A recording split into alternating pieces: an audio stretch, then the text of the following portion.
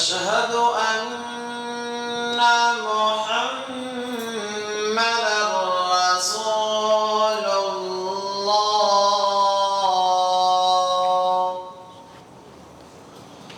حي على الصلاة،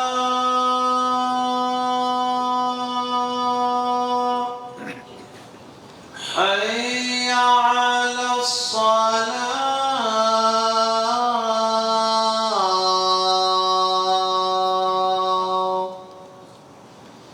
حي على الفلاح،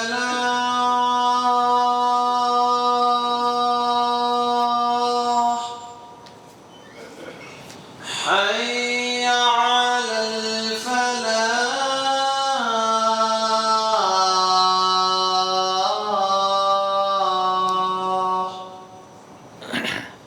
الله أكبر،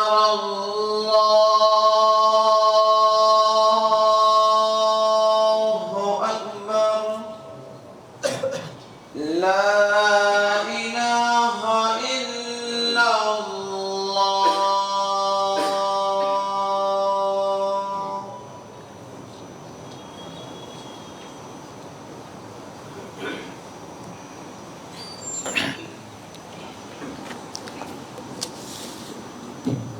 السلام عليكم ورحمة الله وبركاته. الحمد لله نحمده ونستعينه ونستغفره ونعوذ بالله من شرور أنفسنا ومن سيئات أعمالنا. من يهده الله فلا مضل له ومن يضلله فلا هادي له. وأشهد أن لا إله إلا الله وحده لا شريك له وأشهد أن محمدا عبده ورسوله أما بعد. கண்ணியத்திற்குரிய எல்லாம் வல்ல அல்லாஹ் ஜல்ல ஷானஹு தஆலாவின் நல்லடியார்களே, சொர்க்கவாசிகள் இன்றி யாரையும் நாம் அறுதியிட்டு சொல்ல முடியாது என்ற விஷயத்தையும், யாரை பற்றி அல்லாஹ் சொர்க்கவாசிகள் என்று அறிவித்திருக்கிறானோ அவர்களை மாத்திரம்தான் நம்ம நல்லடியார் என்றோ மகான் என்றோ சொர்க்கவாசி என்றோ சொல்ல முடியும் என்பதையும் நம்ம பார்த்து வருகிறோம். பத்ர் போராளிகள், பையத்து ரில்வானில் பங்கெடுத்து கொண்டவர்கள், நபிமார்கள், இவங்களெல்லாம் நல்லடியார்கள் என்று பொதுவாக சொல்லப்பட்டிருக்கிற விவரத்தை நம்ம பார்த்தோம். குறிப்பிட்டு சொல்வதாக இருந்தால் சில நபர்களை அல்லாஹ்வோ அல்லது ரசூலோ நல்லடியார்கள் என்கிற கணக்கில் சொல்லியிருக்கிறாங்க. அதில் நம்ம சென்ற வாரம் மரியம் அலைஹிஸ்ஸலாம் அவர்கள் இறைநேசர், அகிலத்து பெண்களை விட அவங்க சிறந்தவர்கள் என்றெல்லாம் அல்லாஹ் புகழ்ந்துரைக்கிற விஷயத்தை பார்த்தோம். அடுத்ததாக நல்லடியார் என்று புகழ்ந்து பேசப்பட்டவர் யாருன்னு கேட்டால் ஃபிர்அவுனுடைய மனைவி. ஃபிர்அவுன் என்ற அந்த கொடுங்கோலனுடைய மனைவியை பற்றி அல்லாஹ் குர்ஆனில் என்ன சொல்கிறான்னு கேட்டால், அகில உலக மூமின்களுக்கும் அவங்க தான் மாடல். நல்லடியார்லேயே மிக உயர்ந்த இடத்துல வச்சு எல்லாம் பேசுகிறோம்.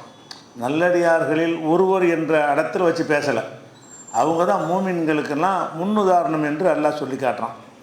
66வது அத்தியாயத்தில் 11வது வசனத்தில் அல்லாஹ் சொல்லும்போது, லரபல்லாஹு மசலன் லில்லதீன ஆமனு, நம்பிக்கை கொண்ட மூமினான மக்களுக்கு அல்லாஹ் ஒரு முன் உதாரணமாக எடுத்து காட்டுகிறான்.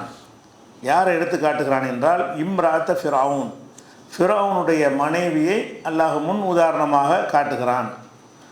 எந்த வகையில் அவங்க முன் உதாரணம் என்று சொன்னால், இது காலத், அவர்கள் சொன்னார்கள், ரப்பிப்னிலி இந்தக பைத்தன் ஃபில் ஜன்னா, இறைவா சொர்க்கத்தில் எனக்கு ஒரு மாளிகையை உருவாக்கி கொடு.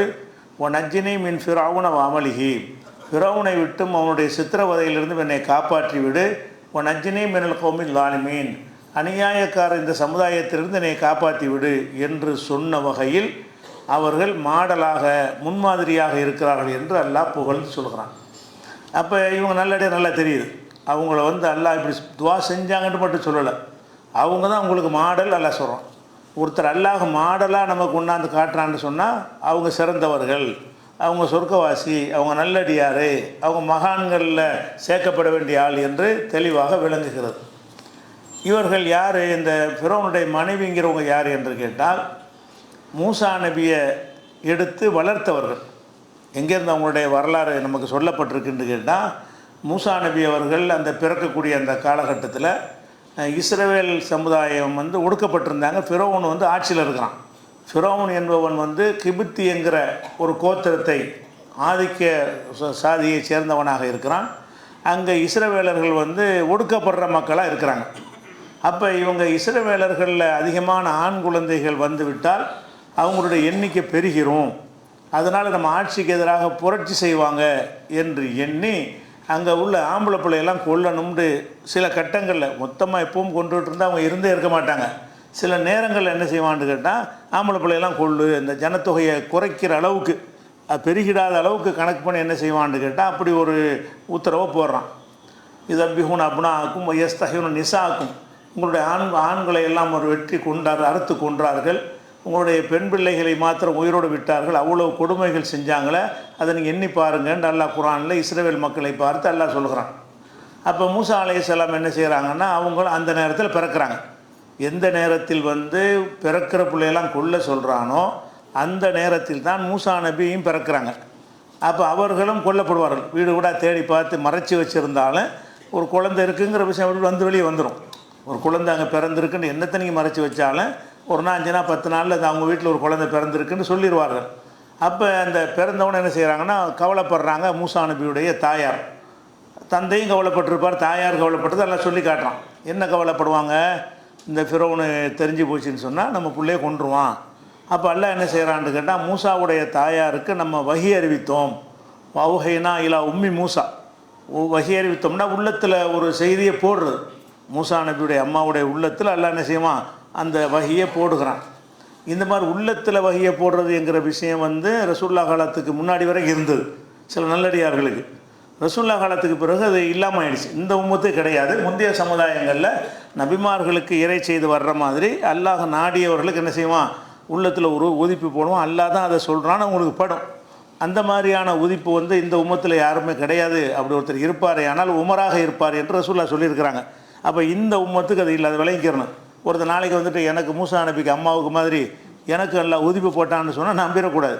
அது முடிஞ்சு போச்சுட்டாங்க. ரசூல் ஸல்லல்லாஹு அலைஹி வஸல்லம் வந்து இந்த உம்மத்தில் இல்லை, முந்தைய உம்மத்தில் கொடுத்துருந்தான். அந்த மூசாவுடைய அம்மாவுக்கு அல்லாஹ் வந்து வஹி அறிவித்த செய்தி அறிவித்த உடனே என்ன சொல்கிறான்னு கேட்டால், நீ வந்து ஒரு பெட்டியை தயார் பண்ணி, தண்ணீரில் மிதக்கக்கூடிய மரத்தாலான ஒரு பெட்டியை தயார் பண்ணி அந்த பெட்டிக்குள்ளே உன் பிள்ளையை போட்டு நீ வந்து ஆற்றுல விட்டுரு, கடலில் விட்டுருன்றாங்க. அப்போ கடலில் விட்டால் இவங்க என்ன அல்லாஹ் காப்பாற்றுற ஒரு பிளான் பண்ணிட்டு விட சொல்கிறான். அவங்களுக்கு தயக்கமாக தான் இருக்கேன். நீ ஒரு பெட்டியை தயார் பண்ணு, குழந்தை அதில் போடு, அப்படி கொண்டு போய் தண்ணியில் விட்டால் மிதந்துக்கிட்டே போயிடும் அப்படின்னு சொல்லும்போது எப்படி சொல்கிறான்னு கேட்டால், நீ இப்படி போட்டாயானால் யஹுதுஹு அதுவும் லீ உலகு, மூசாவுக்கும் எனக்கும் எதிரி ஒருத்தனுக்கான்ல அவன் இதை எடுப்பான், அவன் கையில் இது கிடைக்கும்னு அல்லாஹ் சொல்லியே சொல்கிறான். மூசா நபிக்கு அறிவித்த, மூசா நபியுடைய தாயாருக்கு அறிவித்த வஹியில் இதையே அல்லாஹ் சொல்கிறான். இந்த பெட்டியை நீ போட்டின்னு சொன்னால் அது ஃபிரௌன் கைக்கு போயிடும், எடுத்து அவங்கள வளர்ப்பாங்க, அப்போ கொல்ல மாட்டாங்க அப்படிங்கிற மாதிரி ஒரு கருத்தில் அல்லாஹ் வஹி அறிவிக்கிறான். அதை கேட்டு என்ன செய்கிறாங்கன்னா அவங்க பெற்ற மூசா நபியை, குழந்தையாக இருக்கிற மூசா நபியை பெட்டியில் போட்டு கடலில் போட்டாங்க. போட்டால் அந்த அவங்க மனைவி என்ன செய்கிறாங்கன்னா அவங்களுக்கு இது தெரிகிறது. ஃபிரௌனுடைய மனைவி, ஃபிரௌன் எல்லாருமே குழந்தை ஒன்று வருது, பெட்டியில் வருதுன்னொன்னே டவுட் ஆகுறாங்க, கொன்றுவோமான்னு நினைக்கிறாங்க.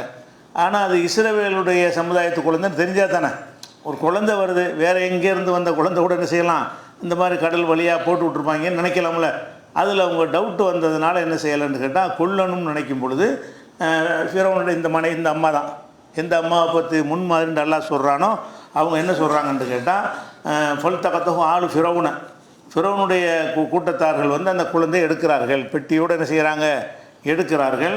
அப்போ எடுத்தோன்னே என்ன செய்கிறாங்கன்னா, காலத்து இம்ராத் ஃபிரௌனுடைய மனைவி சொன்னார்கள், குர்ரத்து ஐனுல்லி வளர்க்க, இந்த குழந்தை வந்து எனக்கும் உனக்கும், கணவன்கிட்ட சொல்கிறாங்க, இந்த குழந்தை வந்து எனக்கும் உனக்கும் ஒரு கண் குளிர்ச்சியாக மன நிறைவு தரக்கூடியதாக இருக்கும்.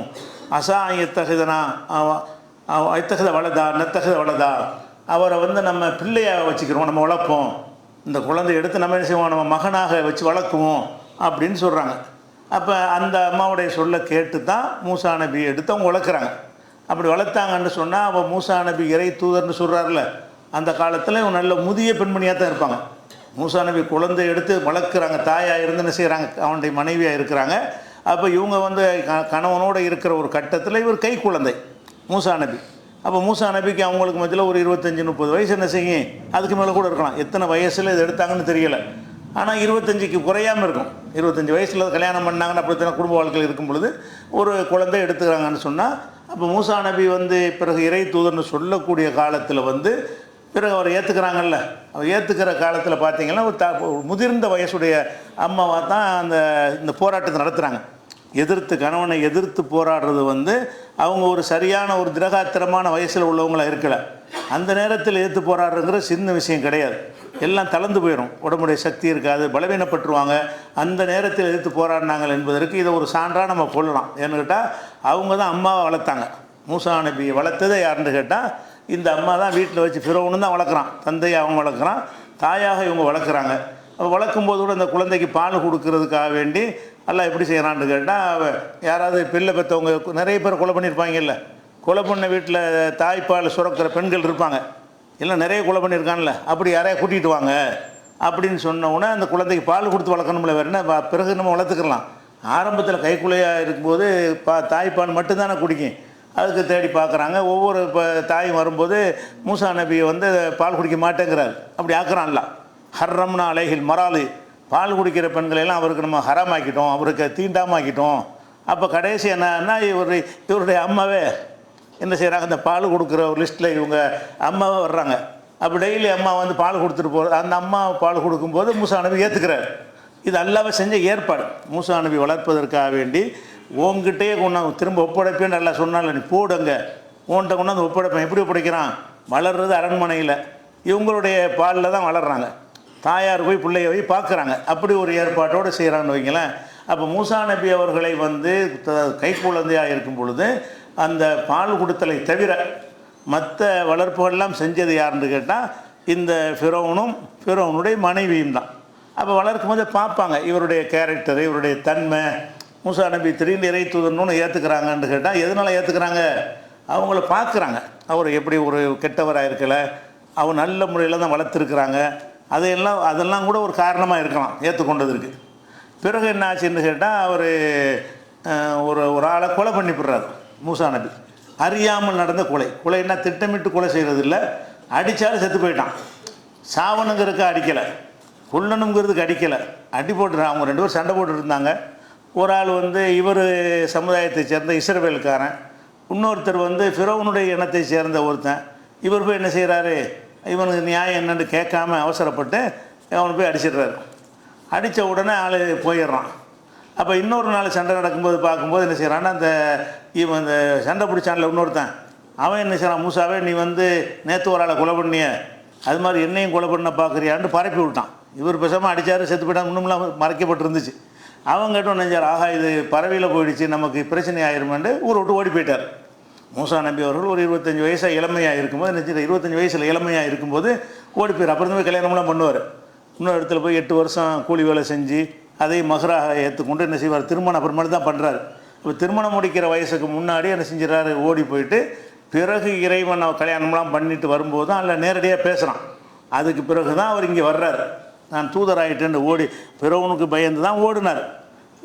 ஃபிரௌனை பிள்ளை மாதிரி வளர்த்தா கூட அவங்க இனத்தை சேர்ந்த ஒரு ஆளை கொண்டுட்டாங்கும் போது சமுதாயத்துடைய நிர்பந்தம் இருக்கும்ல, அதுக்காக ஏதாவது நடவடிக்கை எடுக்க தான் செய்வான் என்று தான் பயந்து ஓடினார். ஓடிவிட்டு அவர் வந்த பிறகு இந்த சத்திய பிரச்சாரத்தை எடுத்து ஃபிரௌன்ட்டையும் சொல்கிறார், அந்த மக்கள்கிட்டையும் சொல்கிறார். அப்படி சொல்கிற நேரத்தில் தான் இவங்க ஏற்றுக்கிறாங்க. மூசா நபின்னு வந்து சொல்லும் பொழுது இந்த அம்மா என்ன செய்கிறாங்க, ஃபிரௌனுடைய மனைவி இறைவனுடைய தூதரான்னு சொல்லும்போது ஏற்றுக்கிறாங்க. ஏன்னு கேட்டால் அவருடைய தூதர் அவருக்கு முன்னாடி உள்ள பழக்க வழக்கங்களையும் பார்த்துருப்பாங்க. அவர் சொல்வதில் உண்மை இருக்குது, எந்த ஒரு உலகத்துக்காக அவர் சொல்ல மாட்டார், உண்மையை தான் பேசுவார், எந்த ஒரு ஆதாயத்துக்கு சொல்கிற ஒரு ஆள் இல்லை. அப்படியெல்லாம் அவங்க கண்டறிஞ்ச காரணத்தினால அவர் ஏற்றுக்கொள்கிறாங்க. இப்போ ஏற்றுக்கொள்ளும் போது என்ன வந்தால் ஒரு முதிர்ந்த வயசு உள்ளவங்களாக இருக்கிறாங்க. ஏன்னா அவங்க எடுத்து வளர்த்ததை வச்சு நம்ம வயசை பற்றி குரானில் சொல்லப்படாட்டா கூட நம்ம சிந்திச்சு பார்க்கும்போது அவங்க ஒரு முதிய வயசில் இருக்கிறாங்க. அப்போ முதிய வயசில் இருந்து கொண்டு இந்த மாதிரி உன்னை நான் ஏற்றுக்கிற மாட்டேன், நீ கடவுள் கிடையாதுன்னு புருஷன்ட்டே சொல்கிறாங்க. அவன் நான் தான் இறைவன் சொல்லிக்கிட்டு இருக்கிறான், நீ இறைவன் கிடையாது என்று சொல்லி அப்போ மூசா நபி ஏற்றுக்கிட்டாங்க. ஏற்றுக்கிட்டால் என்ன நடக்கும், அப்படி ஏற்றுக்கிட்டாங்கன்னு சொன்னால் அவங்க என்ன நடக்குங்கிற இந்த துவாவில் தெரியுது. அவங்க எல்லாரும் துவா செஞ்சாங்கல்ல, என்ன துவா செய்கிறாங்க? இறைவா எனக்கு அங்கே ஒரு மாளிகையை உண்டாக்கி கொடுன்னு கேட்குறாங்க. அப்போ சொர்க்கத்தில் ஒரு மாளிகையை தாண்டு கேட்குறதுக்கு காரணம் என்னென்னு கேட்டால், இங்கே உள்ள மாளிகையை வந்து அவங்க விரும்பலை. இங்கே உள்ள மாளிகையில் இருப்பதாக இருந்தால் ஃபிரௌனை ஏற்றுக்கொள்ளணும், மூசா நபி எதிர்க்கணும். மூசா நபி பக்கம் போகாமல் இருந்தால் இங்கே உள்ள அரண்மனையில் என்ன செய்யலாம், பட்டத்து ராணியாகவே இருக்கலாம். ஆனால் இப்போ எல்லாத்தையும் ஓப்பன் டிக்ளேர் பண்ண ரகசியமாக மறைச்சி கொண்டு அவங்க இருக்கலை, மறைச்சிக்கிட்டு கூட இருக்கலாம். மூசா நபி ஏற்றுக்கொண்டு மறைத்து கொண்டு ரகசிய மூமினாக இருப்பதற்கு கூட மார்க்கத்தில் அனுமதி இருக்கிறது. அப்படி இருந்திருப்பார்களே ஆனால் அவங்களுக்கு இந்த சித்திரவதை வந்திருக்காது. அந்த அரண்மனையில் இருக்கலாம், ரகசியமாக இறைவனை வழிபட்டு கொள்ளலாம். அப்போ அல்லாவுடைய அந்த பக்தியும் ஈமானுடைய கடைசி வரைக்கும் இருந்து மூத்தா போயிடலாம். ஆனால் அவங்க என்ன பண்ணிவிட்டாங்கன்னு கேட்டால் ஓப்பனாக டிக்ளேர் பண்ணியிருக்கிறாங்க. அதனால தான் என்ன செய்கிறாங்கன்னா, இறைவா ஃபிரௌனிடமிருந்தும் அவனுடைய சித்திரவதையிலிருந்தும் இந்த அநியாயக்கார கூட்டத்திலேருந்து நீ காப்பாற்றுங்கிறாங்க. அந்த துவாவில் 66:11 வசனத்தில் வந்து அநியாயக்கார கூட்டத்திலேருந்து காப்பாற்றுங்கிறாங்க. அப்போ ரொம்ப அநியாயம் பண்ணியிருக்காங்க வழங்குது.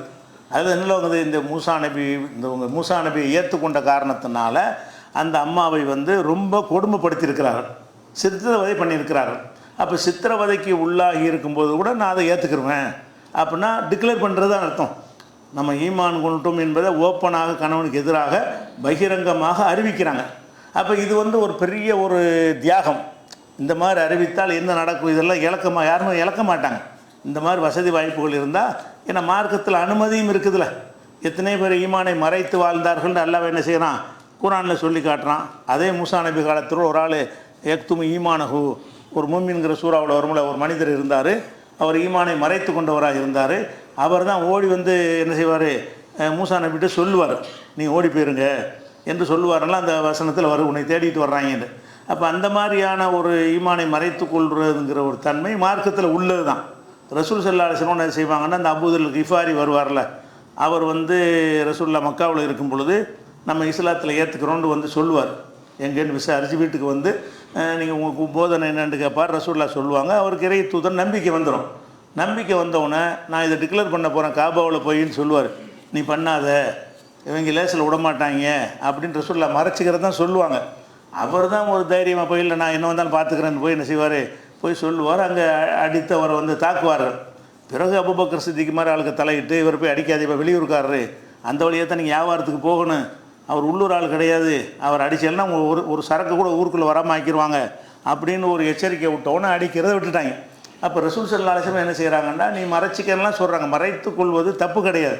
அப்போ இந்த அம்மா வந்து மறைச்சிக்கலாம் தானே, மேலான நிலை விரும்புகிறாங்க. அவங்க மறைத்து கொண்டு உலகத்தில் துன்பம் இல்லாமல் வாழ்வதை விட வெளிப்படையாக சொல்லி, பிலால் மாதிரி, பிலால் வந்து மறைக்கவே இல்லை, அடித்து ஒழிச்சா ஓச்சிக்க நான் சொல்லத்தான் செய்வேன்னு சொல்லி அவர் சொல்லாமல் இருக்கிறதுக்கு அனுமதி இருக்கிறது, மறைத்து கொள்வதற்கு அனுமதி இருக்கிறது, வெளிப்படையாக டிக்ளேர் பண்ணுறதுக்கு அனுமதி இருக்கிறது.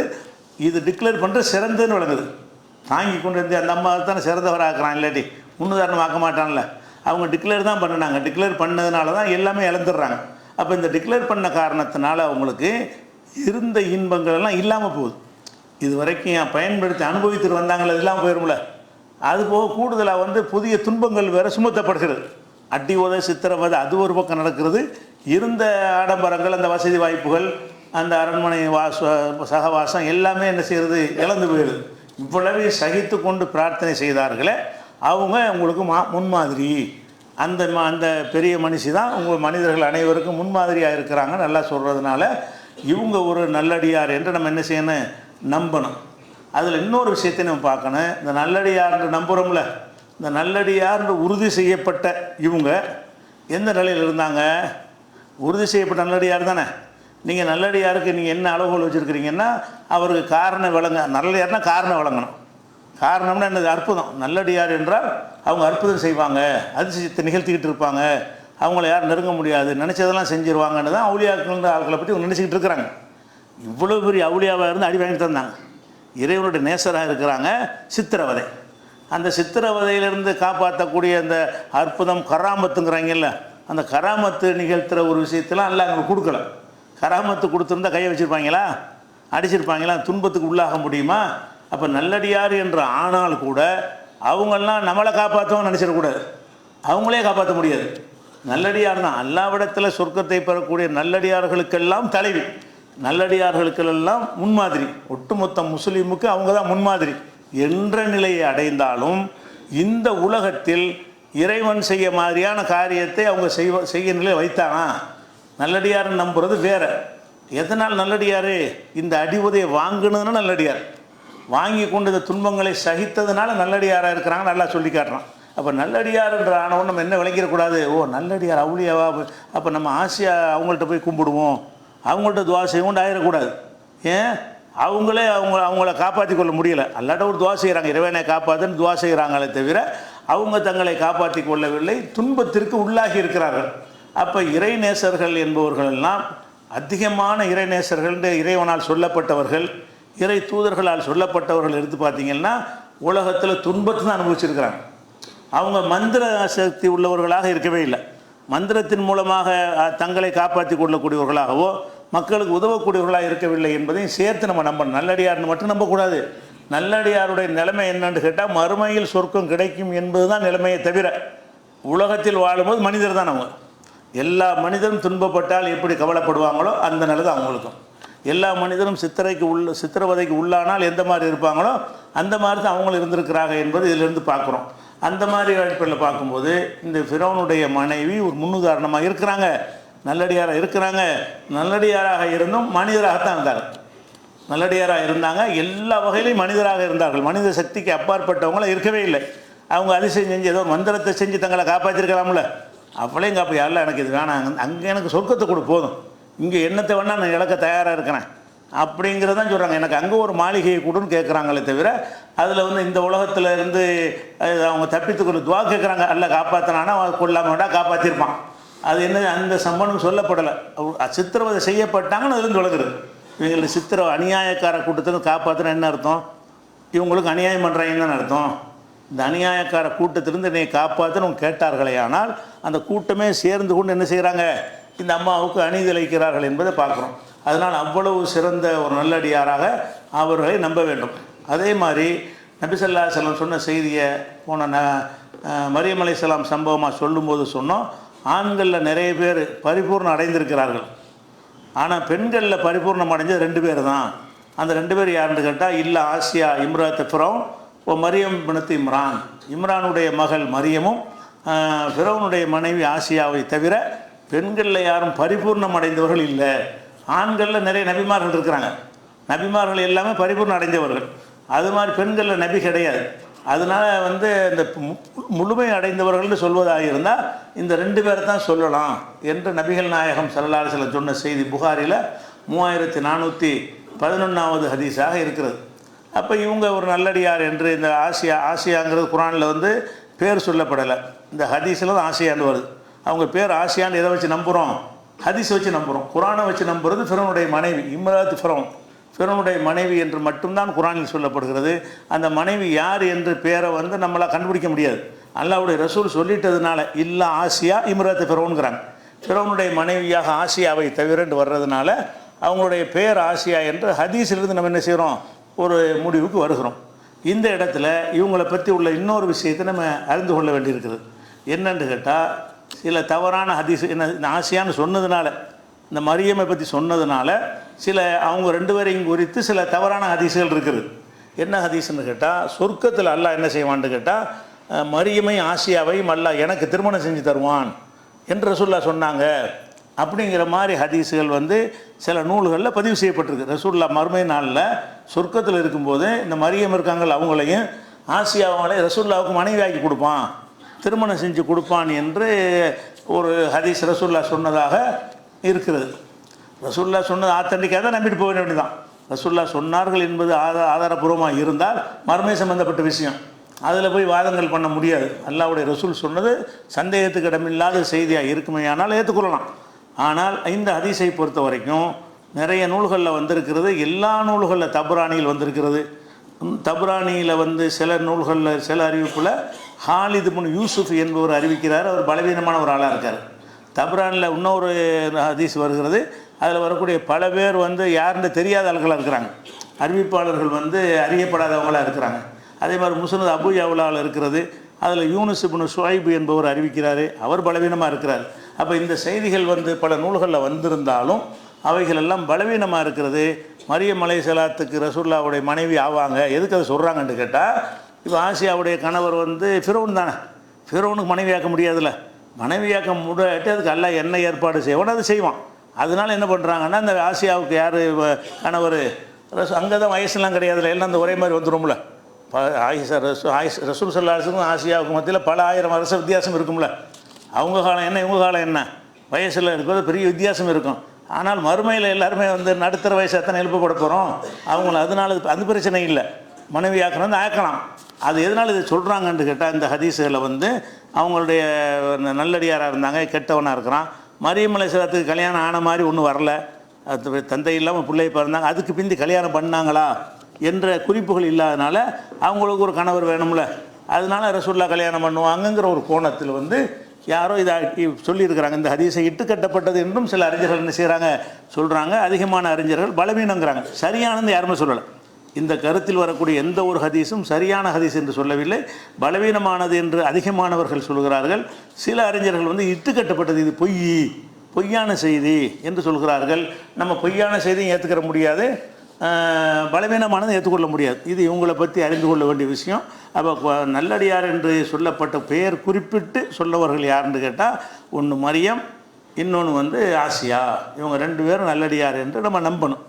இது போக பெயர் குறிப்பிட்டு சொன்ன நல்லடியார்கள் யாருன்னு பார்த்தீங்கன்னா அந்த ஒரு 10 நபித்தோழர்கள் சொல்லியிருக்கிறாங்க. ரசூல் ஸல்லல்லாஹு அலைஹி வஸல்லம் அவர்கள் 10 நபித்தோழர்கள் பேரை சொல்லி இவர் சொர்க்கவாசி, இவர் சொர்க்கவாசி, இவர் சொர்க்கவாசி என்று ரசூல் ஸல்லல்லாஹு அலைஹி வஸல்லம் நினைச்சாங்க, லிஸ்ட்டு போட்டு சொல்லியிருக்கிறாங்க. அந்த 10 பேரும் பேர் குறிப்பிட்டு சொன்னாங்க, சும்மா 10 பேர் இல்லாமல் பேரை சொல்லி இவர் சொர்க்கவாசி, இவர் சொர்க்கவாசி, இவர் சொர்க்கவாசின்னு சொல்லியிருப்பார்களே. ஆனால் அதை நம்ம என்ன செய்யணும், அப்படியே நம்பணும். அந்த 10 பேர் யார், அதுக்குரிய ஆதாரம் என்ன என்ற விஷயங்களை என்ன செய்யணுமோ அடுத்த வாரத்து பார்க்கலாம். அஸ்ஸலாமு அலைக்கும்.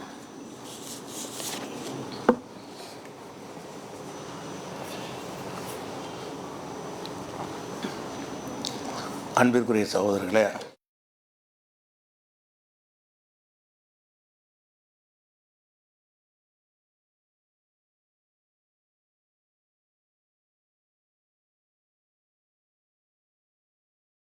எதிரிகள் தப்பு பிரச்சாரங்கள் நிறைய செஞ்சு வர்றாங்க.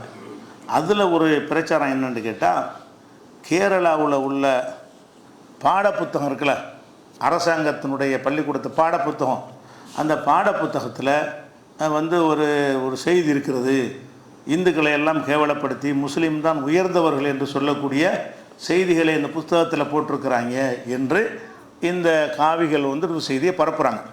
அது என்ன பரப்புகிறாங்கன்னு கேட்டால், அஸ்லம்னு ஒரு கதை மாதிரி அந்த பாடப்புத்தகத்தில் இருக்குதான். அஸ்லம்னு ஒரு ஆள், இன்னொரு ஆள் அப்பன்னு ஒரு ஆள். அஸ்லம்னா பேத்த பார்த்தோன்னே முஸ்லீம் தெரியுதா, அப்பன்னா அந்த கேரளாவில் அப்பன் பேர் வாங்கல இருக்குது, அப்பன்னு ஒரு ஆள். இதில் என்னென்னு கேட்டால் 2 பேரும் ஸ்வீட் கடை வச்சுருக்காங்களாம், இனிப்பு கடை. அதில் வந்து அஸ்லமுடைய கடையை பார்த்தால் சுத்தமாக இருக்கும், சுகாதாரமாக இருக்கும். இவருடைய அப்பனுடைய கடையை பார்த்தீங்கன்னா சுத்தமாக இருக்காது, நீங்கள் எந்த கடையில் வாங்கி ஸ்வீட் வாங்கி சாப்பிடுவீர்கள் அப்படின்னு ஒரு கேள்வி கேட்குற மாதிரி புஸ்தகத்தில் இருக்குதான். இதில் இருக்குதான், அரசாங்கத்துடைய பாட புஸ்தகத்தில் இருக்குது. இதை வந்து ஒருத்தன் படித்தா என்ன வரும், என்னடா நம்மளை வந்து இந்த இந்துக்களை பூரா அசுத்தமானவங்கிறாங்க, முஸ்லீமுடைய கடையில் தான் வாங்கணுங்கிற அளவுக்கு சொல்கிறாங்கன்னு கோவம் வரும்ல. கோவம் வர்ற மாதிரி பாடப்புத்தகத்தில் இருப்பதாக போட்டிருக்கிறாங்க. அதே மாதிரி அதே இதில் என்ன செய்கிறாங்கன்னா அபிமன்யுன்னு ஒரு ஆள், இந்து பேராக தெரியுதா, ஆதில்னு ஒரு ஆள் முஸ்லீம் பேராக தெரியுதா, அதில் ஒரு 2 பேர் போட்டுறாங்க. போட்டுட்டு இந்த 2 பேரையும் எடுத்துக்கொண்டு அபிமன்யுக்கு என்ன வர்ணிக்கிறாங்கன்னு கேட்டால், இவன் கையை கழுவ மாட்டான், பல் துலக்க மாட்டான், அழுக்கடைஞ்ச ஆடையை போட்டிருப்பான், தலையெல்லாம் பரட்டையாக இருக்கும், இப்படிப்பட்டவன் யார், அபிமன்யுங்கிறாள். ஆதில் யாருன்னு கேட்டால் ரொம்ப நீட்டாக ட்ரெஸ் பண்ணியிருப்பான். இப்படி போட்டு எழுதியிருந்தால் அதை பார்க்குற இந்துக்களுக்கும் வருமா இல்லையா? பள்ளிக்கூடத்து பாட புஸ்தகத்தில் முஸ்லீம்னா நீட்டாக இருப்பான், இந்துக்கள்ன்ற அந்த பேரை வச்சு பேரிலேருந்து விளங்கிறதுல அபிமன்யுங்களும் ஆதில்னு போட்டால் என்ன ஒரு 2 பேரை போடுறீங்கன்னா அந்த பேரை போட்டவுடனே இது முஸ்லீமுடைய பேர், இது இந்து பேர் நல்லா தெரிகிறது. இப்படி பாட புத்தகத்தில் இருக்குன்னு பரப்பி விட்றாங்க. அங்கே மக்கள் மத்தியில் ஒரு கொந்தளிப்பு ஏற்படுது, என்னடா இப்படிலாமாட அரசாங்கத்தில் படித்து கொடுக்குறேன்ட்டு. அதுக்கப்புறம் கேரள அமைச்சர் என்ன பண்ணுறாருன்னு கேட்டால், நாங்கள் 1லேருந்து +2 வரைக்கும் உள்ள 12 வரைக்கும் உள்ள பாடநூல்களில் எல்லாம் நாங்கள் இணையதளத்தில் ஏற்றிருக்கிறோம், பிடிஎஃபாக நீங்கள் இறக்கிக்கிறலாம். இவங்க சொல்லக்கூடிய எந்த செய்தியுமே பாடப்புத்தகத்தில் இல்லை. எந்த ஒரு வகுப்புடைய பாடப்புத்தகத்திலையும் இப்படியான ஒரு செய்தி என்ன இல்லை, கேரள அரசாங்கத்துடைய அந்த பாடப்புத்தகங்கள் எதுலுமே இல்லை. அந்த பாடப்புத்தகத்தெல்லாம் நீங்கள் என்ன செய்யலாம், நீங்கள் இணையதளத்தில் கேரளாவுடைய இணையதளத்தில் இறக்கி நீங்கள் டவுன்லோட் பண்ணி எடுத்து பார்க்கலாம் எந்த பாட புத்தகத்தில் எத்தனாம் பக்கத்தில் இருக்குதுன்னு எடுத்து காட்டுங்கன்னு சவாலை விட்டு முறியடிச்சிட்டாங்க. பொய்யின்டாயிடுச்சு. இவர் இதை அறிக்கை சொல்கிறதுக்கு முன்னாடி தீ மாதிரி பரவுது. பரவுனா என்ன செய்யும்? நல்லிணக்கமாக இருக்கிறவங்களாம் வெறுக்க ஆரம்பிப்பான்ல. முஸ்லீம் பசங்க இந்த மாதிரி இருக்கிறாங்க, கேரளாவில் உள்ளவங்க, கேரளாவோட அரசாங்கம் வந்து நம்மளை நசுக்க பார்க்குறது இப்படிங்கிற மாதிரி ஒரு இந்த தேர்தல் நேரத்தில் இது பயன்படுத்துறது ஒரு ஆதாயத்துக்காக வேண்டி பயன்படுத்தி, அப்போ நமக்கு இந்துக்களுக்கு பாதுகாப்பு இல்லை, மரியாதை இல்லை, இந்துக்களை கேவலப்படுத்துகிறாங்க, இன்னொரு சமுதாயத்தில் கம்பேர் பண்ணி நம்மளை என்ன செய்கிறாங்க, மட்டப்படுத்துகிறாங்கன்னு பரப்புகிறாங்க. அப்போ இந்த மாதிரி பள்ளிக்கூட பாட புத்தகத்தில் இல்லாத ஒரு செய்தியை அதில் இருக்குன்னு சொல்லி பரப்பி விஷமத்தரம் பண்ணாங்கன்னா நமக்கு எப்படி எதிராக சதிவலை பண்ணுறாங்கன்னு பாருங்கள். நமக்கு எதிராக நம்மளை விருப்பம் இதில் என்ன லாபம் அடைய போகிறாங்கன்னு தெரியல. அவங்க கட்டுற ஆன்மீகத்தில் இதெல்லாம் செய்யலாமா? நீ ஏதோ ஒரு மதத்தில் ஒரு ஆன்மீகத்தில் உனக்கு ஒரு ஆன்மீகம் இருக்கும்ல, இதெல்லாம் செய்யலாமாடா? இது அயோக்கியத்தனம் இல்லை, இல்லாத ஒன்று இருக்குன்னு சொல்லி அவதூறு பண்ணுறோமே, இதெல்லாம் சரியான கூட சிந்திக்க மாட்டேங்கிறாங்க. அவங்களுக்கு இந்த உலகத்தின் ஆதாயத்துக்காக வேண்டி என்ன செய்கிறான், எவ்வளோ ரித்தார் ஓடினாலும் பரவாயில்லை, சட்டம் ஒழுங்கு கெட்டாலும் பரவாயில்லை, நல்லிணக்கம் இல்லாமல் போனாலும் பரவாயில்லை என்று செயல்படுகிறார்கள். இது போன்ற சதிகள் நம்மளை சுற்றி பின்னப்பட்டு இருக்கிறது. நம்ம விழிப்போடு இருக்க வேண்டும். என்ன நம்ம ஒரு செய்தி வந்தோன்னு நினைஞ்சிடக்கூடாது, நம்பிடக்கூடாது. வந்துச்சுன்னு சொன்னால் நெசமாக இருக்குதா, பாடப்புத்தில் இருக்குன்னு சொன்னால் என்ன செய்யணும், கிராஸ் பண்ணி கேட்டு அவர் மந்திரி சொல்லிட்டா தெரிஞ்சு போச்சு. இல்லைன்னா என்ன செய்யணும், அதை கேட்டு எடுத்துகிட்டு ஆதாரத்தை கொண்டு வாடா, புஸ்தகத்தை கொண்டு வாடான்னு கேட்குற போய் தான் சொல்லுவாங்க. அப்போ அந்த மாதிரியான ஒரு வேலையும் நடக்கிறது. அந்த கேரளா ஸ்டோரின்னு படம் எடுத்த மாதிரி தான். கேரளா ஸ்டோரின்னு ஒரு சினிமா எடுத்தாங்கல்ல, கேரளாவில் மையமாக வச்சு செய்கிறாங்க. அதில் முஸ்லீம்களெல்லாம் இந்துக்களை மதம் மாற்றுறாங்க, அந்த மாதிரியான ஒரு கடூரமான கருத்துக்களை எல்லாம் போட்டு அந்த படத்தை எடுத்திருந்தாங்க. அந்த படத்தை வந்து தூர்தர்ஷனில் வெளியிட்டதை கூட சென்ற வாரத்தில் நம்ம சொல்லியிருந்தோம், தூர்தர்ஷனில் வெளியிட போகிறாங்கன்னு. அப்போ அதனுடைய தொடர்ச்சியாக இப்படி ஒரு கதை, இப்படி ஒரு கட்டுக்கதை பள்ளிக்கூடத்து புஸ்தகங்கள் இருக்குதுன்னு சொல்லி பரப்புகிறார்கள். விழிப்புணர்வுக்காக வேண்டி இதை பதிவு செய்கிறேன். அஸ்ஸலாமு அலைக்கும்.